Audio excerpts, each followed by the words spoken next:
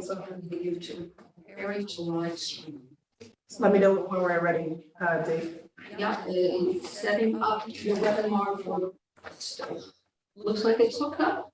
We're live, we're on YouTube. What do you mean? I think you're giving feedback.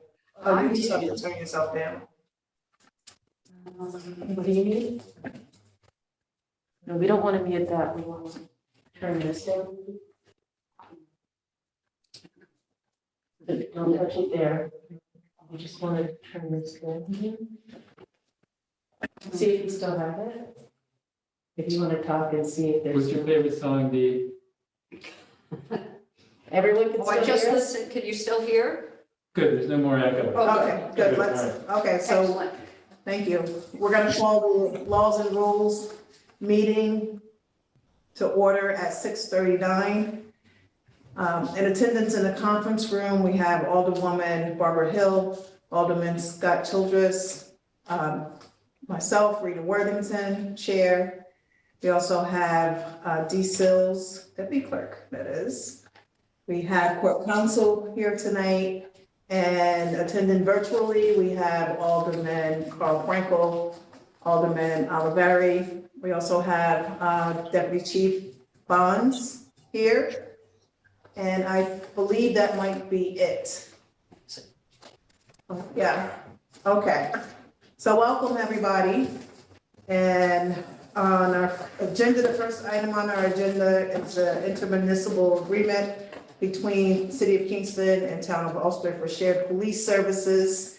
And I'm guessing, Deputy Chief, that you're standing in for Chief Tenty tonight. Yes, yep, that's why I'm here tonight. Okay, What happened to your face? I decided to trim up during vacation and decided to leave it there. I've been getting a lot of questions during the week. Looks good, Mike. Thank you.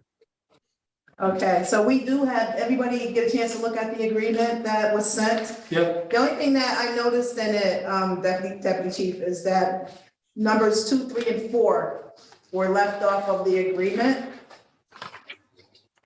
First page for article number 1. yep. I mean, I just wanted to bring it to your attention. Oh, it must have been in the scanned copy. Mine actually has all of it in it. If he wants to email it. Yeah, so if you could just maybe when you get a chance, just re-email the entire agreement, just so we have a full agreement. Yeah, I will get it to everybody here. Okay, great. So why don't you go ahead and let us know what this is about? So essentially, this is a memorandum of understanding that allows us to work with the town of Ulster for providing certain police services. Now, we've been doing this, I believe, since 2016, or at least 2016 or 17. We've been in the same agreement. It's remained pretty much unchanged. I understand that the hope now, or the direction now, is to have this same agreement that we've been using, but also have it voted on by the council. That's why we're here. But the mayor and Town Supervisor Quigley have partaken in the same agreement for many years. What it's primarily for is for us to allow Ulster officers to work in and with Kingston officers in the city, and Kingston officers to work in and with Ulster officers in the town. Primarily for specialized services. The three main things we use the MOA for are our Special Investigations Unit. We have 2 detectives assigned to that, and they have 1 detective, and they handle a lot of cases that cross over jurisdictional boundaries. As you can imagine, with the geographical boundaries of the city almost entirely surrounded by the town of Ulster, we have a lot of cases that, you know, the one party may be in the town while one's in the city, or, you know, the person may be employed in the city but live in the town, or vice versa. So there's a lot of cases that overlap boundaries. The second main thing we use it for is the Emergency Services Unit. We have a multi-jurisdictional SWAT team, essentially, that, you know, without the participation with the town of Ulster, our team would not be big enough to do everything we need to do to be a state certified team.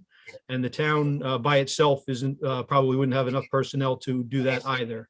So for several years now, we've had a multi-jurisdictional team. That's part of what allowed us in 2019 to get state accredited and be one of the state certified teams. And then the third most common use is in-service training. We currently do all of our department in-service training, meaning like firearms classroom, legal updates, procedural justice, OSHA, use of force training. We do all that collaboratively with us in the town of Ulster, and we share not only training sites, but instructors, and the members work side by side when we do that. The agreement also allows for, in times where we need additional resources at the time of an emergency, or they need additional resources, we can do that readily by having this agreement in place. The Ulster officers can assist us and we can assist them. In fact, today we had a shooting on Cedar Street. You're probably aware of somewhat of what's going on with that. And even today, having the Ulster officers being able to help us with that investigation was pretty critical. So that's just an example of how it gets used on a regular basis. Okay, Mike, the excluded paragraphs in the agreement, are they primarily the same as older versions of the agreement, or have they changed? To my knowledge, nothing's really changed. I think if you're looking at Article 1, down at the bottom, you said 2, 3, and 4 were cut off. Yeah. Basically, I'm sorry. I think we got different sheets, because I think I've got the ones that Rita doesn't have. Okay. Do you want to try to email it to everyone? So we have it just electronically right now? So if you have a copy of it right now, would you mind emailing it to us? I have 6 pages, and they're numbered Articles 1 through Article 11. So we have 3 pages. Okay.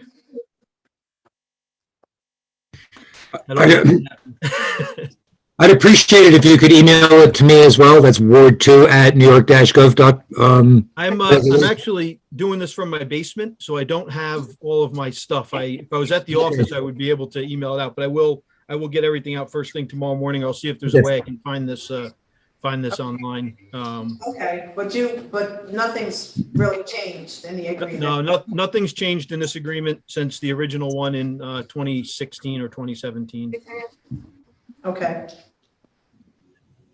Questions? Yep. Mike, I'm wondering, I just want to make sure, there's nothing in here that interferes with the collective bargaining agreements of the respective units here? That's correct. There's we don't use this ability to use their resources to do anything that would impact collective bargaining. It's not there will never be a time by either party that we replace patrol forces or anything like that. That would raise any manning issues. Like I said, it's primarily specialized stuff. One of the things we do is we now have probably as many or more Spanish-speaking officers and members than anybody does, and the town often needs us to send one of our Spanish-speaking members out. It's things like that that just come up in the moment. Nothing where we would replace entire shifts or anything like that. Okay, thank you. That's all. Any other questions? No? Okay, so then I'll entertain a motion to discuss. Motion by Scott Childress. Second. Second by Hill. No discussion? All right, we'll call for a motion to accept the intermunicipal agreement between City of Kingston and the Town of Ulster for shared police services. Motion? We got the motion. Do I not have to say motion? No, you said vote. Oh, we'll do a vote then. All in favor? Aye. Any opposers? No? Okay, so the motion is carried unanimously. Thank you, Deputy Chief Bonds. And we'll look for that agreement tomorrow. You're welcome. Thank you for having me. If I can't find it tonight, then I'll physically scan the copy I have in my hand first thing when I get in the office tomorrow. Okay, great. Thank you. Thank you. Have a good night. Thank you, everyone. Thank you. All right. Second item on the agenda is the Memorializing Resolution on Climate Change. And Rennie, you're going to talk to us about that? Yes. So this, first off, for those who may not be clear on what a memorializing resolution is, this is a centuries-old practice, goes back way into English law and other countries too, where folks ask those in positions of power to make certain decisions, take certain actions, and so forth. And so we have done this a number of times on the Common Council. And in this particular case, what we would be asking is our elected officials at the state and federal levels to greatly increase their concerns and actions regarding the climate crisis that's facing us. This resolution began with a number of citizens, so I'm carrying it forward for them. And it basically lays out the concerns that we have, suggesting that our current targets, the ones that have been laid out by New York State, are not adequate. We need to work even harder to find ways to curb global warming and to avert the crisis that we are facing. It also suggests that we need to be even more attentive to the social justice issues involved with the climate crisis. We make sure to note that the city of Kingston has done a number of really important things in this regard, and suggests that these can serve as a model for other municipalities in the state, even as we here in Kingston know we have to do even more. So it basically calls at the end for the Common Council to seek to align the city's climate justice work to the state and federal definitions of climate justice communities, and to go beyond those definitions to add factors such as historical inequities, home ownership, financial inclusion, and access to health, education, and unemployment benefits. It also resolves that the Common Council calls on our elected officials at the state and federal levels to act with all due haste to accelerate emergency mobilization to restore a safe climate for all. And it notes that we want this mobilization to be based in the core values of collective fairness, economic equity, and social justice. And then it lists all various officials who we would like the resolution to be sent to. So are there, sorry. Let's hear Any questions? This is a quick feature, I have it. Any questions for Rennie? No, I mean, this is right in line with our climate plan, right? Our climate change plan that was, yeah. It's in line with that, and it extends it further. Yeah. Rita, I don't have a question, but I do have a comment. I think Kingston has established itself as a leader among small cities on the climate change front, and this will only affirm our leadership role. If we were not to approve this, in fact, it would be a step backward for us. So I am totally for this, and we'll be voting in favor. Thank you. Great. I'd also like to point out, I've discussed it with the mayor, and it has his full support, so. Great. Any other questions? All right, we have a motion to discuss. I'm sorry, did you have a question, or are you saying? No. You're okay. Motion by Martinelli. Any second? Second by Mike Barry. Okay. All in favor? Is there any discussion? Is there any discussion? No. I feel like it's backwards because we already done that. All in favor?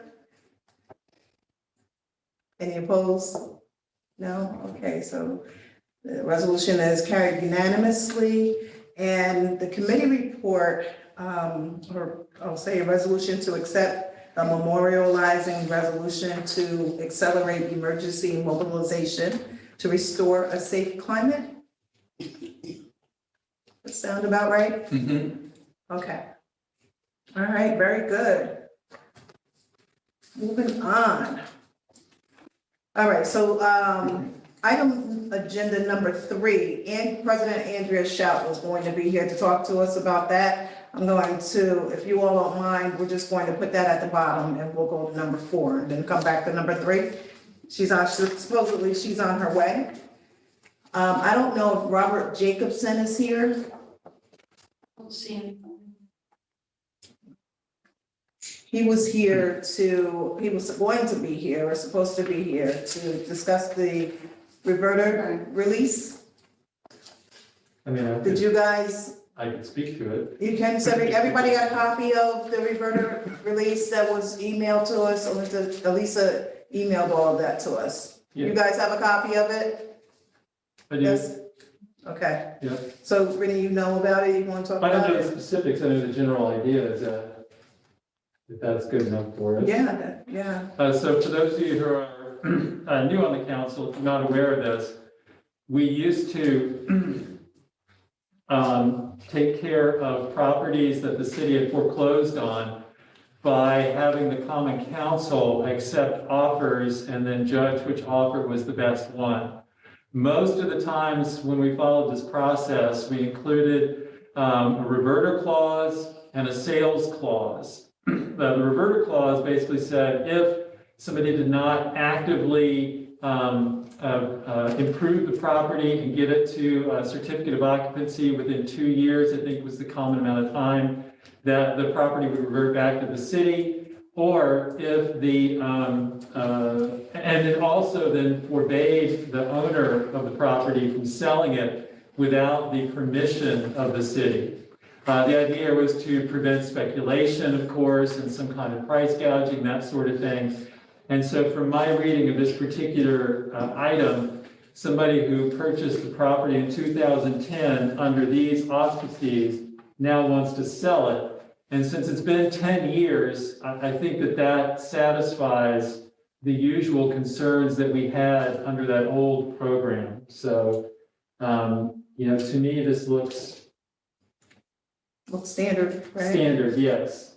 I was just gonna add, you mentioned that it was an old program, and absolutely, it's quite an old program, so it's, I don't believe that there are many more of these types of agreements out there. It's something that I know Kevin, you know, when he was in my role, advised against the same approach, which put a lot of onus on the city to monitor. So for new folks, they probably won't see a lot of it.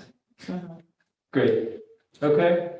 So we're basically just returning it back to the owner so he can sell it, Great. Right. basically, right? Yep. Okay, all right, good.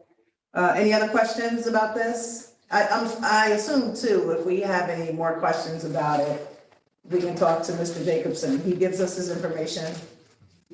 Okay. And he says, do not hesitate to contact him. Yes? Alderman Frankel, did you have a question or comment? I'm sorry, I thought I saw your finger up. Ready Okay. to vote? All right, so can I get a motion? Motion by Randy Scott Childress, second. Nobody wants a second. Barbara, second by Barbara Hill. All right. So not hearing any more discussion, can we take a vote? All in favor? Aye. No opposers? Okay, so it's carried unanimously. All right, so this will, the committee report will say that, I'll put the language in there where we are. Come on in. Yeah. Are you Rose? Yes. Okay, cool, good. You can have a seat, and then we're gonna come right, because we just finished up an agenda item, so we're gonna come to you. Hi, okay. The request was made for the City of Kingston Common Council to grant a reverter release with letter of consent to Timothy Charis, owner of 49 Park Street, Kingston, New York. Okay. All right, so let's go back to number 3, and that was the Memorializing Resolution for Crash Victims' Rights and Safety Act. You're right on time. President Andrea Shaw also was going to be here to speak about this. She's en route, she's in transit, but until she comes, or in the meanwhile, why don't we have you come up, Rose, and talk to us about this. Everyone, this is Rose Quinn. And she's gonna talk to us about the resolution for Crash Victims and Rights and Safety Act. which you all should have received the draft of the resolution.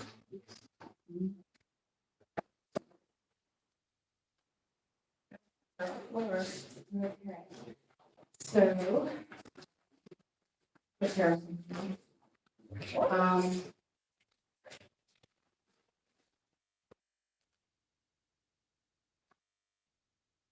First, I want to say thank you to the members of the Kingston Common Council for allowing me to come and speak to you on behalf of the Crash Victim Rights and Safety Act, which is upcoming legislation.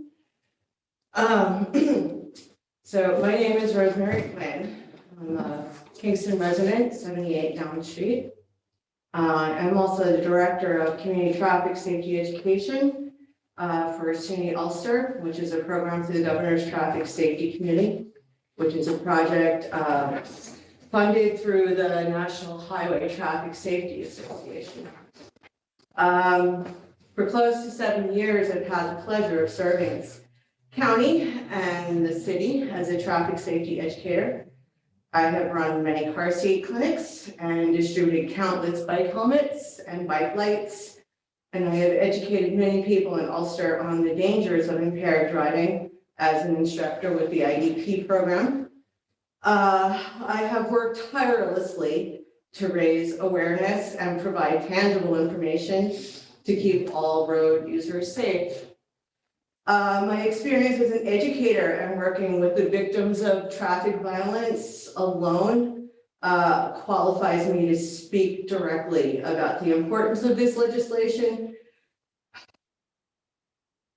However, tonight I'm not speaking as a representative of SUNY Ulster or the New York State Department of Motor Vehicles. Tonight I come to you as the survivor of family survivor of traffic violence. On July 20th, 9 months ago this evening, John Host Lynch, my partner, was struck and killed by a driver on Washington Avenue by Dutch Village in Kingston. He was killed that night, 10 days after his 57th birthday. I'd like to tell you a little bit about Host, the nickname John earned in college in SUNY New Paltz, for his gift of making people feel welcomed. John did not have a driver's license. That was a choice he made as a young man. John decided against getting a driver's license because of the toll traffic violence takes on humanity. And in his estimation, it was not worth the cost to his integrity. So he decided not to drive. This in no way limited John's horizons. He lived in gentle defiance of the idea that car ownership is a necessity for success.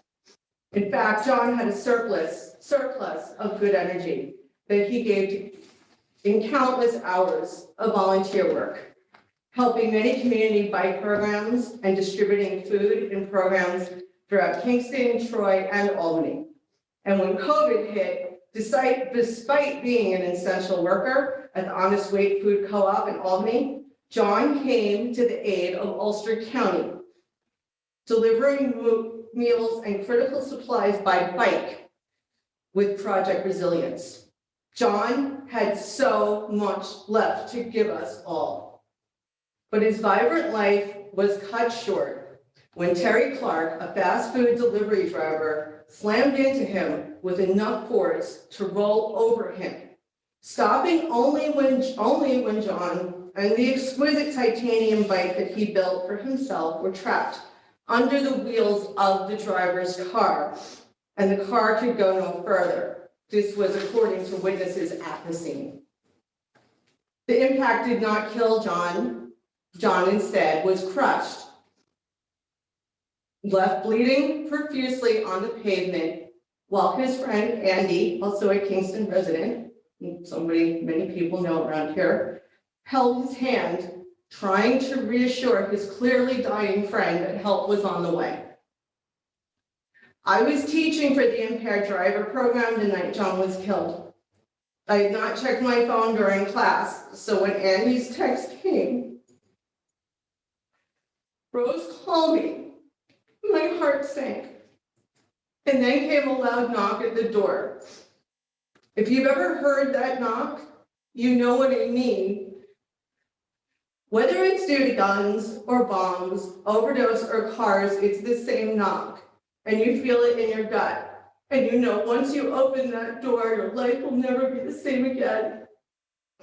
The words still wake me up. Ma'am, we've come here and we have some very bad news. I'm almost done, actually. I can do this. After the initial shock, we're trying to come to terms with the utter violence of what had happened to John, and brace myself for the indignity of what I knew was about to happen. Working with so many families and hearing the many accounts from survivors of traffic violence, I already had an idea of how little is typically done to bring justice to the families and to the victims. However, losing John has brought a new insight into the way survivors are further assaulted even after their loved ones are gone. I came to understand that sitting on the Ulster County Traffic Safety Board, even with the chief of police, and working with planners and policy would not change the investigation outcome, nor would any measure of justice or closure be brought to this. No tickets have been issued, no impairment tests were done, and the man who killed John on Washington Avenue, nothing has been done. Except for the addition of a ghost bike, which is now the first thing many people see when entering Kingston from the thruway. It is sad.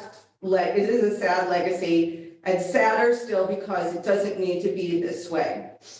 John chose not to drive, believing it was not worth the compromises it asked, but was left unprotected on roads he had every right to use. Forgotten by the planners and lawmakers that have consistently prioritized automobile movement and the efficient delivery of fast food and such over human life. What if John was your spouse? Would you say things were handled justly? Are you okay that Terry Clark can drive unimpeded where children play and work? Do you feel safe walking on your own roads? How about your streets? Do you feel safe on your own block, in your own neighborhood? This would be difficult enough if it were one family story, but I'm hardly alone. Traffic fatalities and speeding are on the rise and in Ulster throughout the state and nationwide. On average, crashes kill 3 New Yorkers daily, seriously injured hundreds more, and leave them with lifelong consequences. In New York State, traffic fatalities are up 20% since the pandemic began. Ladies and gentlemen, it's unprecedented time when no cars were on the road, our fatalities went up dramatically. We need to look at driver behavior. The Crash Victim Rights and Safety Act is a package of life-saving bills that will help municipalities redesign streets for safety and to protect all road users, to address the rampant speeding on our streets. It would give the people of Kingston the right to set their own speed limits. How crazy it is that people in their own towns and cities are overridden by state agencies when it comes to deciding what the speed limits are in their own towns. It's insane. This would do something about that. It would educate drivers on bike and pedestrian safety. It would make this a mandatory part of the 5-hour class. It would make at least some questions about bike and pedestrian safety mandatory on road tests.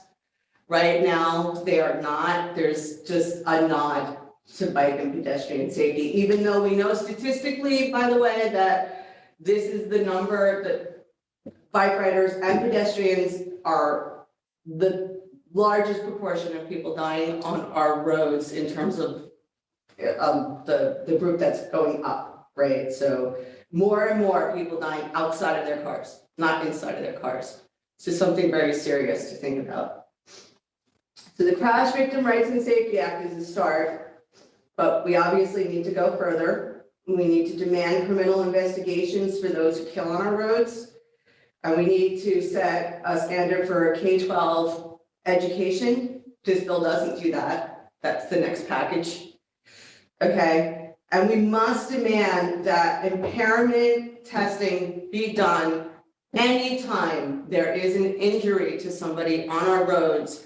Right now, how many people in this room honestly know that if somebody is killed, it is not mandatory to do an impairment test?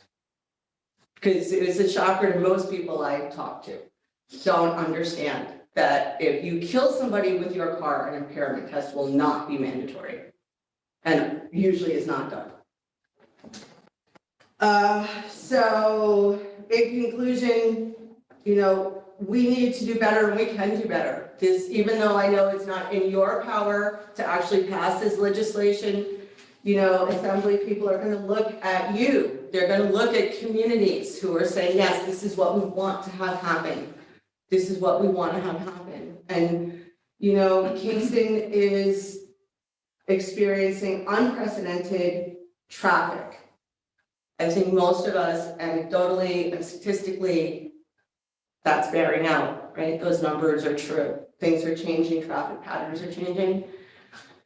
And a lot of that is good. Some of it is just congestion.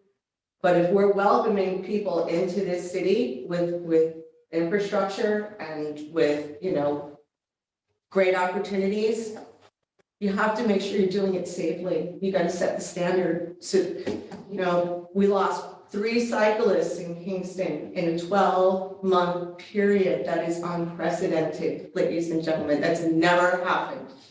Never happened. So. Rose, just real quick, could you explain to people who don't know what a ghost bike is? You mentioned. Oh, the ghost bike. So a ghost bike is a memorial bike. It's a bike that's donated usually by a bike shop or a community group, and then community members paint it. So they paint it white, and it symbolizes the spot where a person lost their life. So there's 3 ghost bikes currently in Kingston, one on Washington Avenue, one where Daryl Savage was killed over on Greenhill Avenue, and the other one where Devin Griffiths was killed right by the traffic circle. You know, 2 of those, and you know, this is not about blame, but 2 of those people were in brand new infrastructure, ladies and gentlemen. Like, their environment had fundamentally changed, and they were left vulnerable, you know. Just, this is dark. Just so everything looks. Okay. Thank you, Rose. I know that was difficult. Thank you. And thank you for your courage. Thank you. Yeah. Thank you. And Andrea, I missed. Well, I was gonna ask you, did you want to add anything or you want? I do, yeah, just to kind of expand, and I apologize again, I have work-related work, so I couldn't get here on time, but I don't know if you explained specifically what we're presenting tonight. No. Okay, so I'll jump in with that then. So Rose approached me maybe 3 weeks ago about the set of 7 bills. And, you know, what we could do as council members, and of course, this is, you know, the state legislators who are hopefully going to vote in favor of this. So we consider either just, you know, reaching out to council members and showing support, or to have something more powerful, which would be the Memorializing Resolution that you have in front of you. And this would be from the Common Council sent up to our higher electeds saying that this is what we want. So hopefully you've read it, what I've sent. I have only changed the format of it because there were some indentation issues or errors, I should say, on my part. I'm going to switch one order of the whereas, but the idea is of the 7 bills, 6 of them could apply directly to the city of Kingston. One of them is just for New York City, so I did not include that in our resolution. I didn't feel that it was appropriate. But the 7 bills, so 6 bills. One of them, as Rose already mentioned, is to give the city of Kingston the ability to consider lowering the speed limit, which we talked about in great length, maybe 3-4 years ago, I think. 3 or 4 years. 4, 3. No, So, seriously. yeah, because it's, I mean, even the 3 new members here, I'm sure the greatest thing, the most often concern that you hear is traffic safety issues from your constituents. So, this is something that we looked up for a long time, a while ago, and it just couldn't happen. So this could give us that potential, lowering the speed limit. So that is one of them. The other is about actually 2 of them has to do with complete streets projects, which City of Kingston has supported over the years, and it is part of our comprehensive plan to continue to go towards complete streets. And so 2 of the bills, one of them would be if a city or municipality were to move towards the complete street idea, that they would fund us more. So we're going to do them, that they're saying that they would fund us more. The other bill, I'm not as comfortable with that one, not comfortable, but knowledgeable. That is it's for the maintenance and pavement recycling projects. So those 2, that's 3. What else am I missing? The keeping 3 feet away from cyclists, which is crazy that it's not a law. Is there a law of any? It's safe passing. So there's no. That's it, but there's no standard. So this would set a standard at least. Yeah. So the bill is to say that you have to be a driver of a car needs to be at least 3 feet distance if they're passing a bicyclist. And 27 other states have it, at least that. Some of them have 4 to 6 feet, actually. And the problem with not going in order, let me just scroll through it. Okay, so the DMV pre-licensing bill would require the Department of Motor Vehicles to educate New York drivers about safely interacting with vulnerable road users. So this is something that we've talked about actually recently, maybe last year, so maybe it's still just us talking about traffic safety education and the importance of that, especially as Rose mentioned, we all know that we have changed the infrastructure here. So education is super important, and this would actually be encouraging, DMV would be doing newer education for drivers. So something that we have expressed the need of. And the last one is, and Rose, I don't know if you could talk more of the details on this, is the bill that guarantees rights and a voice for crash victims and their loved ones in legal proceedings. I don't know if you can go into more details. It's really, and this is for family members, this is really, really important. So as it stands now, the only thing, because it's considered traffic and not criminal 99% of the time, unless you can prove impairment, when anything that's done is done in traffic court. So that is basically a sealed court. The judge doesn't talk to anybody except for the victims and not the victims, rather the direct witnesses and the driver and the police who are on the scene. So the family members don't ever have an opportunity to let the judges know what the impact of that crash was on them. If it was a criminal proceeding, they would have that right, but because it's a traffic proceeding. So this would give family members at least that much, at least the opportunity to tell a judge, this is what this has done to me, because without that, it's all very procedural. It's all very transactional. It's not human. It's often between insurance company lawyers, and a lot of times the person isn't even directly involved. And I would like to think that if I had the opportunity to sit across from the person who hit John and talk to them about a few things, that maybe some things might change in their head. Or at least the judge's head is about to give him his license back. I don't think I really took it. So those were the 6 bills that this resolution would say that we're supporting.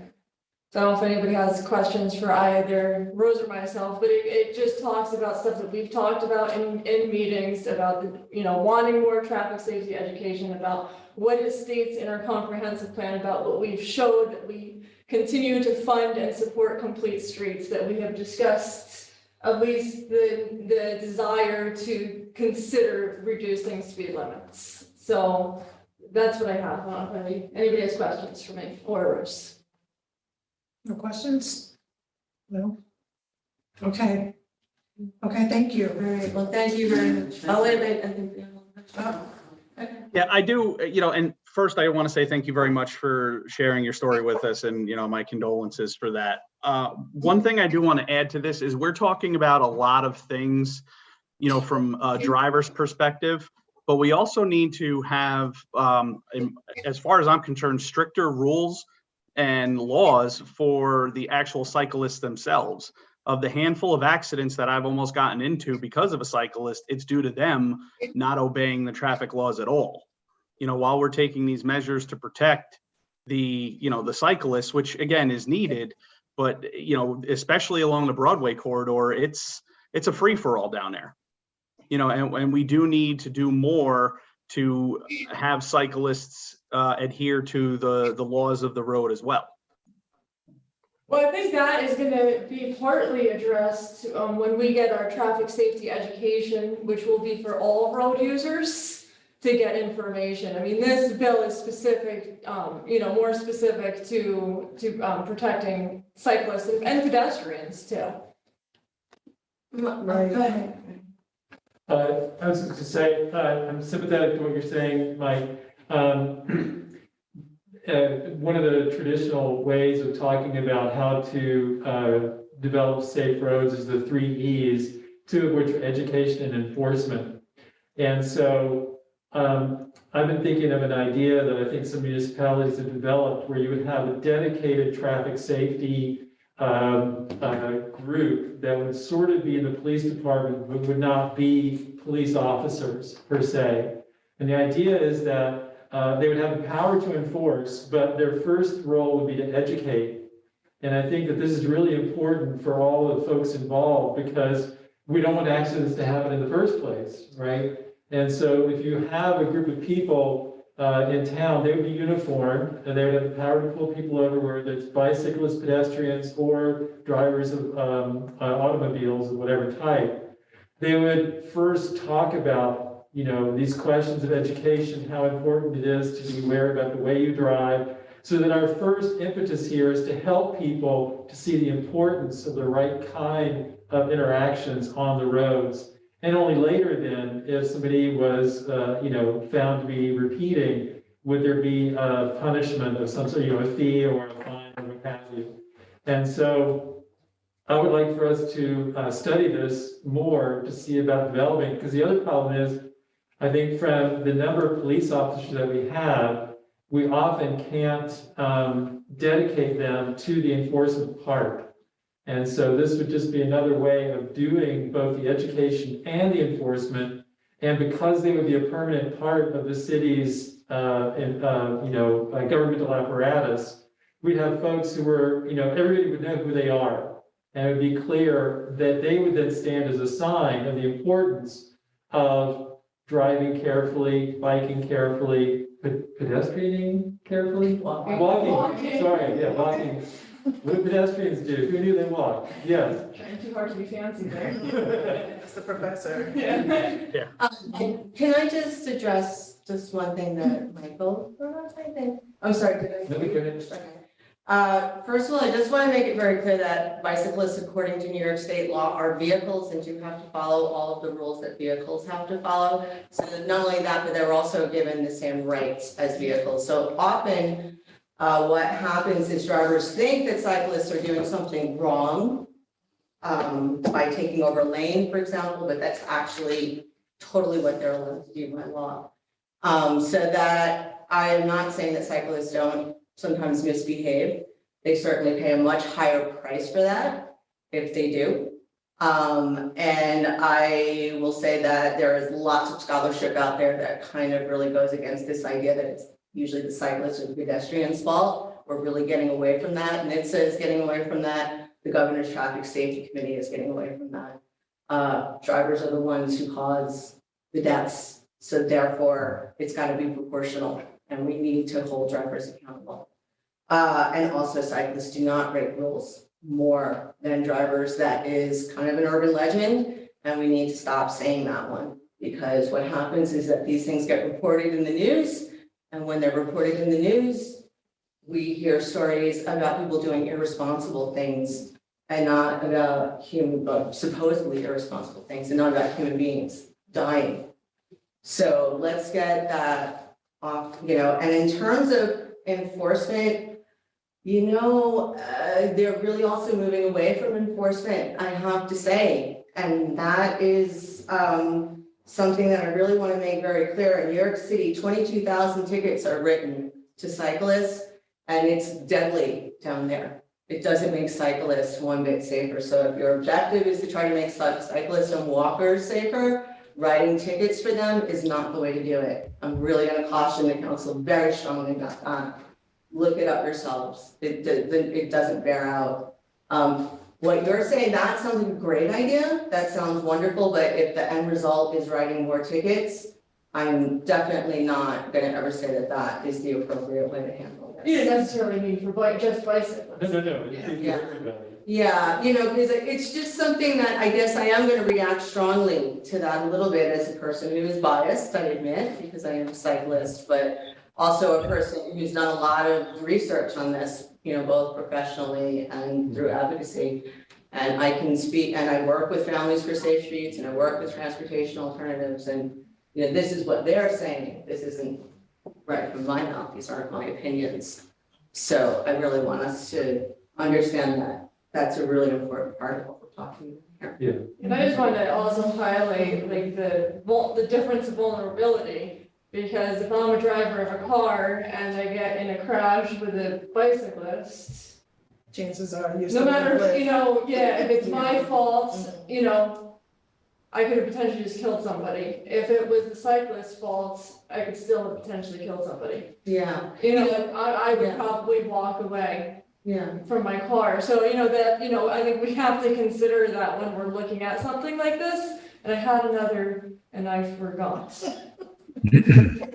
Well, I think the main piece of this is the educational part on Yeah, look, both the drivers and the walkers and the and cyclists. we have, and I want to give Rose a shout out because she's a huge part of it, of, bicyclists who have been advocates for learning the rules and being safe. I live by a bike shop on my same block, and I know when they sell a bike or repair a bike, they're giving out information. I know Rose has worked really hard over the years of educating, by doing the slow rides, and I know Well, others actually, too. Tom Polk and I run programs Tom- in yeah. the schools, right? Tom Mostly in Polk- middle schools. Tom Polk is amazing doing what he does there. So it does exist, and it does exist in the city of. I would love for it to be in every school, in every classroom. It should be, but it's not. Well, hopefully there's hope. Alderman Franco? Well, I'm getting a little confused at this point. Are we debating the memorializing resolution here, or is this a separate conversation that flowed out of that? I get the distinct sense that it's the second. And if so, I think it's a very interesting and important conversation, but we're sort of getting into the weeds. I think on this one, if it's not pertinent to actually voting up or down on this. So I'd kind of like to call us back to the memorializing resolution, and I'd love to talk about this very important subject another time in depth with the focus it merits. Well, you're my older person, so come on over, 78 Down Street, we can talk. There you Okay, go. well, I was thinking I would love to do that, and I was really talking to my peers on the council who are as well. Thank you. Well, I appreciate Michael bringing it up, especially when we have Rose sitting at the table. Right, and we wanted to give Rose space. I'm not suggesting that there was anything incorrect or that I'm at all upset with anything that happened. And I just want to make sure that we're not debating whether to go up or down on the memorializing resolution. I'm confused about the purpose at this point. Again, to give her space to talk about this Great, memorial. I'm all for it, all for it. So with that said, we'll move back to it. Thank you. So can I get a motion, please? Thank you, Rose, I appreciate it. Motion to discuss? Hearing no further discussion, Barbara Hill, Road ready, Barbara Hill. Hearing no further discussion. We're the same. I'll discuss. You'll discuss? I'll discuss. Okay. Yes. So I think it's absolutely vital, because I'm not kidding. One of the first things I wanted to do when I got on the council was to see about reducing the speed limit in the city of Kingston to 25 miles an hour. It was impossible to find somebody who either A, would take the responsibility to do that, or B, be able to tell us whether the state had a law that precluded us from doing that. And I actually ended up going to a conference of engineers where New York State Department of Transportation officials were. They couldn't even agree on what was at issue or how you might do it. So it's just really confusing, and it's clear too, that 5 mile an hour reduction in speed from 30 to 25 is vital in terms of the survivability of somebody who is in a crash. I forget the numbers now, but that's the most significant 5 mile an hour jump of any 5 mile an hour increment.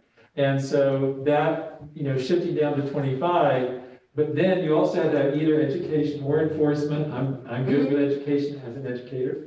So, I think that this package is really important for us to support and to push, and then as quickly as possible to enact whatever is applicable here in Kingston once it does become law. Thank you. Well, is there any other discussion? No? All right, let's call for a vote. All in favor to accept the resolution, to accept the memorializing resolution urging New York State Assembly and State to pass the 7 bills included in the Crash Victims' Rights and Safety Act. Aye. Aye. All right, is there any opposers? So it looks like this is passed unanimously. Thank you very much. Thank you. Thank you. So it does go to the council. Yeah. Mhm. Thank you. Thank you. Yeah, and so at the council meeting, the public speaking section. And so if there's other folks who are in support of it, that'd be a great time for them to come out and speak to the public narrative for the issue.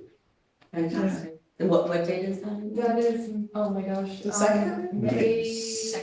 Second? How many days in April? 30. The council people that this is. So, May 3rd. Okay. 7:30, I hope that we'll actually be in chambers at that time. Okay. So, but it will also be virtual, and you could speak either in person or virtually. I could send you the details if you would like. Yeah. Oh, that sounds great. And I will have a few people from Kingston who get affected. Great, So, great. Thank you, Rose. all right. Thank you very much. Have a wonderful evening. Thank you for having me. Okay, so I think that wraps up our agenda. Nothing else to discuss on tonight. So I'll call for a motion to adjourn. Motion. Ray Scott Childress, second. Michael Alberry, all in favor? Aye. Aye.